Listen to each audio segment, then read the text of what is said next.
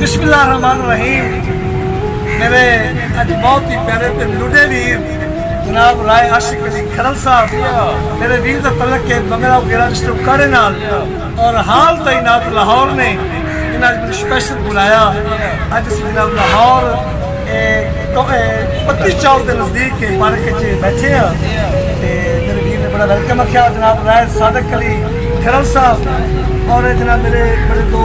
अजीम हस्तियाँ राय हक नवाज खरल साहब राय अरशद खरल साहब बड़े प्यारे वीर बैठे ने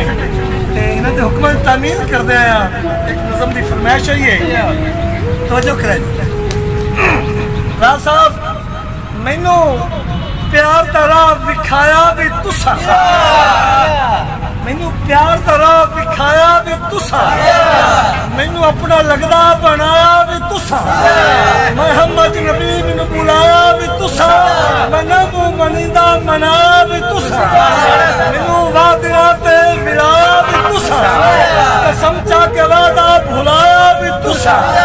रकीबा नू घर सद बहाया भी तुसा, मेरे दिल ते खंजर चलाया भी तुसा,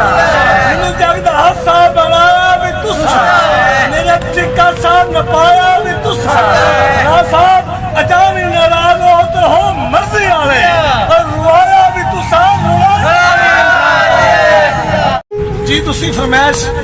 वही मेरे वीर जनाब राय आशिक अली खरल साहब चूंकि अज मेजबान ने सारी चीज़ अज मेहमान है। वैसे मेहमान तो उन्होंने बेजबान लेकिन मेहमान बढ़िया जबान राज साहब कि मैं जिंदगी दे केड़े हसीन मोड़ ते हम सफर हा बनाया मैनू याद नहीं, मैं जिंदगी दे केड़े हसीन मोड़ ते हम सफर हा बनाया मैनू याद नहीं,